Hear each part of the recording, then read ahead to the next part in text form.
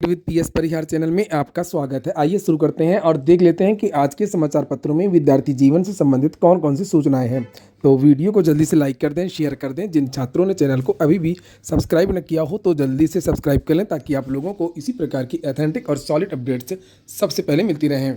आगे बढ़ने से पहले एक सूचना है उन विद्यार्थियों के लिए जो विद्यार्थी बीपीएससी तैयारी 4 की तैयारी कर रहे हैं। वे सभी अभ्यर्थी एक संस्था है द ऑफिसर्स एकेडमी, यहाँ पर आकर के आप लोग अपनी तैयारी पूरी कर सकते हैं। इसके बारे में मैंने पहले भी आप लोगों को बताया था जब प्रयागराज में इनकी ऑफलाइन कोचिंग खुली थी। यहाँ पर 23 फरवरी से टियारी 1, टियारी 2, टियारी 3 के बाद में टियारी 4 में रिकॉर्ड सिलेक्शन दिलाने के लिए यहाँ पर बैच भी स्टार्ट हो गए, जिन्हें आप लोग यहाँ पर देख सकते हैं। और यहाँ पर ये इनका कॉन्टैक्ट नंबर है, कामधेनु रेस्टोरेंट, ये आनंद भवन के पास में, उसी के जस्ट बगल में इनका ऑफिस है। आप लोग जाकर के ऑफलाइन बैठ करके तैयारी कर सकते हैं।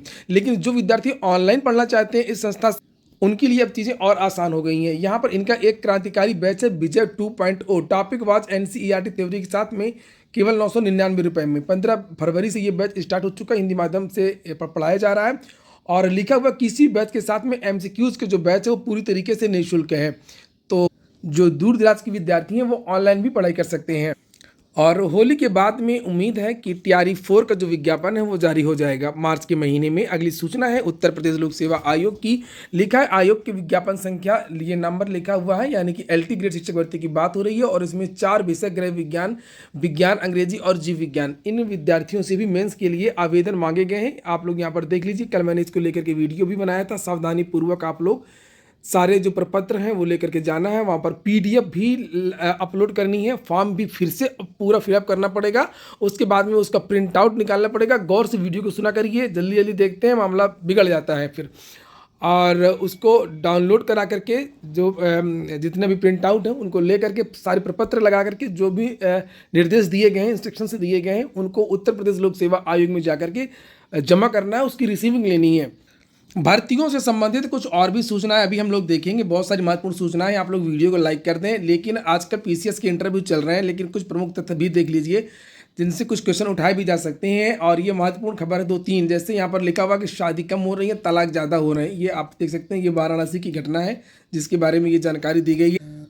और आजकल आप लोग देख ही रहे हैं कि लोक सेवा आयोग का जो पीसीएस का साक्षात्कार चल रहा है उसमें सामाजिक मुद्दों पर और प्रशासनिक समझ पर क्वेश्चन ज़्यादा उठाए जा रहे हैं, फैक्ट कम पूछे जा रहे हैं। अगर आप एसडीएम होते, अगर ऐसा क्यों हो रहा है, वैसा क्यों हो रहा है, इस तरीके की चीज़ें ज़्यादा निकल करके आ रही हैं। केजरीवाल सिसोदिया आरोप मुक्त, ये कल यहाँ पर ये आदेश आया है जिससे आप लोगों को देखना चाहिए। लिखा दिल्ली आबकारी नीति मामले में राउज एवेन्यू कोर्ट ने पूर्व मुख्यमंत्री अरविंद केजरीवाल, पूर्व उप मुख्यमंत्री मनीष सिसोदिया के कविता समेत 23 लोगों को आरोप मुक्त कर दिया।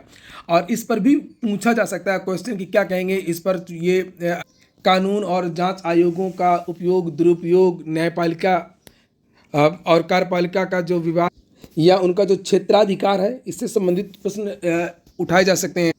और वैसे आप लोग इस फैसले को लेकर के क्या कहेंगे?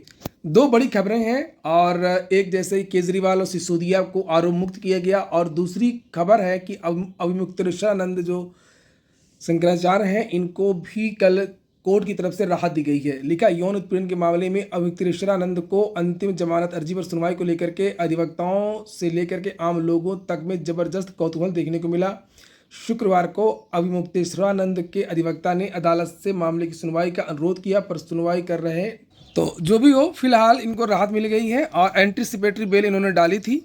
अगली सूचना है एक रोजगार मेला की, जौनपुर का है ये। और लिखा है कि जौनपुर में 28 फरवरी यानी आज राजकीय आईटीआई सिद्दीकपुर जौनपुर में वृहद रोजगार मेले का आयोजन किया जा रहा है। इस मेले में युवाओं को 12,000 से लेकर के 35,000 रुपये प्रतिमाह तक की नौकरी का अवसर मिलेगा। तो जो भी जौनपुर के विद्यार्थी वो आईटीआई संस्थान में जाकर के इसमें भाग ले सकते हैं। इसमें 60 से अधिक प्रतिष्ठित कंपनियां हिस्सा लेंगी।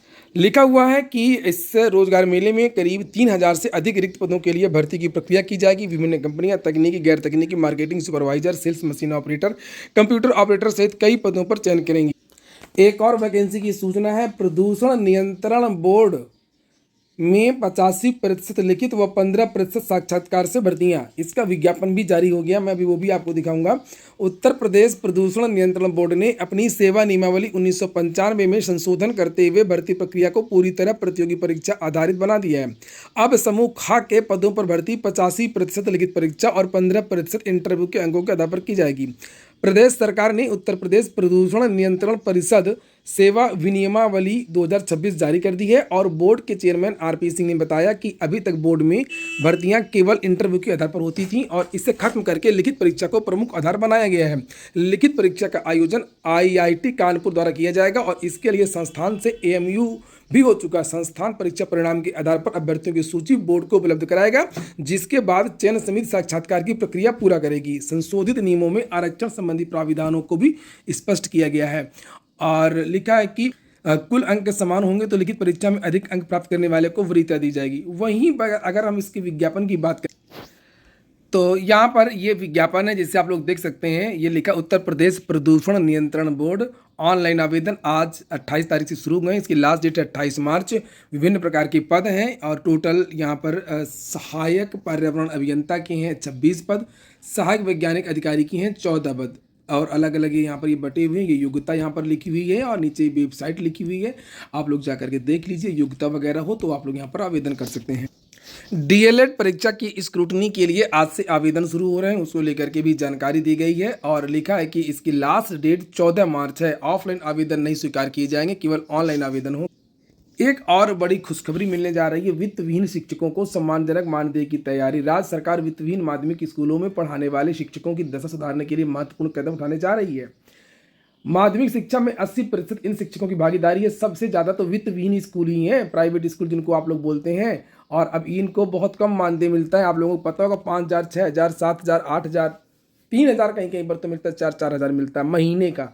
और इस तरीके से ये मजबूरी में ये शिक्षक पढ़ाते हैं और उसी में एक बड़ा बदलाव होने जा रहा है। लिखा, राज्य सरकार वित्तविहीन माध्यमिक स्कूलों में पढ़ाने वाले शिक्षकों को सम्मानजनक मानदेय दिलाने की दिशा में महत्वपूर्ण कदम उठाने जा रही है। माध्यमिक शिक्षा विभाग इसके लिए नियमावली तैयार करके इसमें इनकी सेवा शर्तों के साथ में मानदेय तय करने जा रहा है। स्कूल प्रबंधन को इसके आधार पर शिक्षकों को रखते हुए मानदेय देना होगा और प्रदेश में इस समय करीब 23,000 वित्तविहीन माध्यमिक स्कूल हैं और इनमें से 4 लाख से अधिक अंशकालिक शिक्षक हैं। नियमावली बनाने के लिए सचिव माध्यमिक शिक्षा की अध्यक्षता में कमेटी बनाई गई है। कमेटी 1 माह में अपनी रिपोर्ट दे देगी और इन सभी बिंदुओं की गहन समीक्षा करते हुए जरूरी प्रावधान किए जाएंगे। नियमावली जारी होने के बाद स्कूल प्रबंधकों की मनमर्जी समाप्त हो जाएगी और वहीं पर माध्यमिक शिक्षक संघ ने मांग भी किया है कि नियमावली जल्द से जल्द जारी हो। ये देख सकते हैं यहाँ पर लिखा हुआ है यहाँ पर कि न्यूनतम मजदूरी से के बराबर भी इनको मानदेय नहीं मिलता है। वित्तविहीन माध्यमिक स्कूलों में अंशकालिक शिक्षकों की सेवा शर्तें 10 अगस्त 2001 को जारी शासनादेश के अनुसार निर्धारित हैं और इसके मुताबिक स्कूल प्रबंधन को अपने संसाधनों के आधार पर शिक्षकों को भुगतान करना पड़ता है।